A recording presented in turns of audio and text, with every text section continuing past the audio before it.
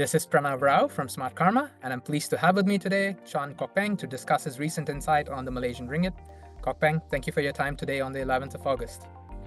In your insight, you highlighted your opinion that the Malaysian Ringgit is fundamentally weak. What are some of the key reasons for this? Well, I think the whole idea, or rather what really prompted me to write, was that I think clearly the ringgit actually depreciated in 2023 and 2024, and then that's where I started to dig a bit deeper, and that was when I came across, or rather I have actually been looking at it for quite a while, but what really prompted it was because I just wanted to dwell a bit deeper what is actually behind the weakness, and the IMF numbers is actually quite revealing. It shows that if the ringgit has actually been fundamentally strong, they wouldn't have actually conducted such aggressive currency intervention in 2023 right up to the middle of 2024.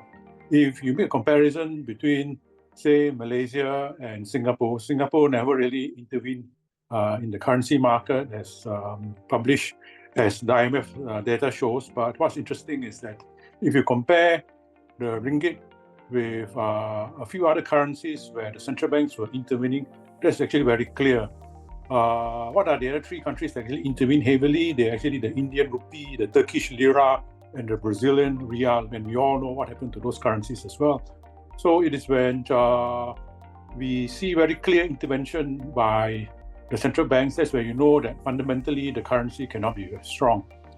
Put it simply, if the ringgit has been very strong, they wouldn't be so aggressively intervening in the currency market. Okay, so that's the first reason that they need to intervene.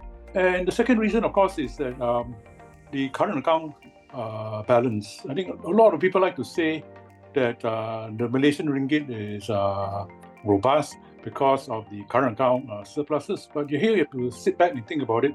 If truly there has been, if the surplus has been that good and that healthy, surely the ringgit wouldn't have actually weakened so much. But the fact that it has to see, and here's where we think that while the current account has remained in surplus, that surplus has actually been dwindling rapidly over the last couple of years. So I think that, in fact, shows that the structural support for the ringgit is dwindling.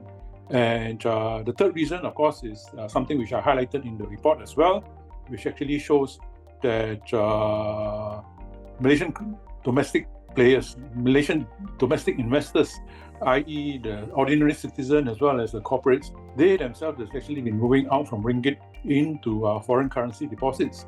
And according to Bank Negara Malaysia's own set of numbers, it shows that the share of foreign currency deposits by the Malaysian entities have actually gone up from 5% in 2015 to almost 11-12% as of the middle of this year. So there has been a massive increase in people shifting, domestic players shifting their ringgit deposits into foreign currency. So I think to me, if you add them all up, it clearly shows that the ringgit is not really in a very strong fundamental position. Got it. Thank you, Kok Peng. I think one of the things you highlighted in your note was the net short forwards position that the BNM has had.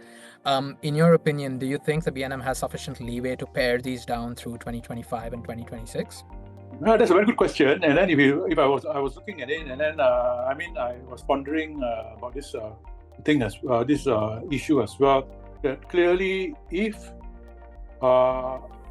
they don't have the leeway to support the currency, clearly that is not going to be very good news for the ringgit.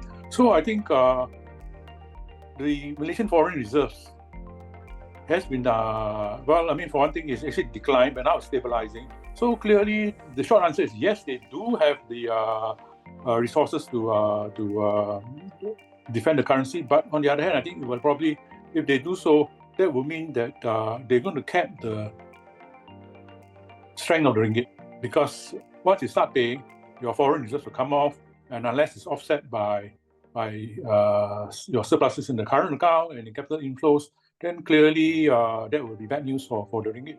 So in some ways, this further strengthens our view that the currency is not fundamentally strong. Understood. Thank you.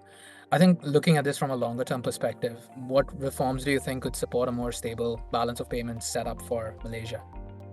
Well, I mean, I suppose there's some good news on this front, but I mean, to me, it's probably a bit too late, and it probably need quite some time before it actually helps to support the balance of payments. I think the fact that the government has actually started to look at the fiscal side of things, in other words, they have actually been trying to increase revenue. They have actually recently implemented the sales tax, I think it was about a month ago.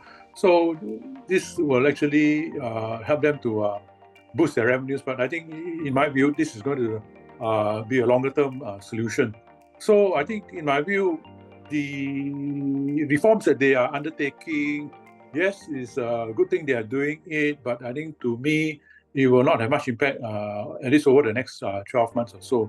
And I think the other thing which I thought would perhaps another long-term project, not so much as a reform, but maybe a response which I don't quite understand why they've not been doing so, is the size of the food imports into Malaysia. I think Malaysia is a huge,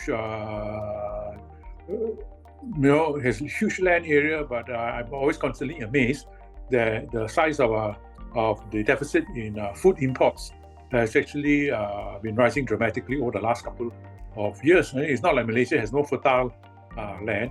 In fact, it has plenty of fertile land to actually help to boost fruit production, but that's not something that they've been doing. So I think Malaysia does have it, but I do not know why they're not doing so.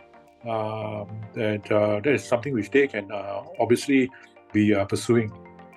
Increasing food production, which I think is probably a low-hanging fruit which they can actually pursue.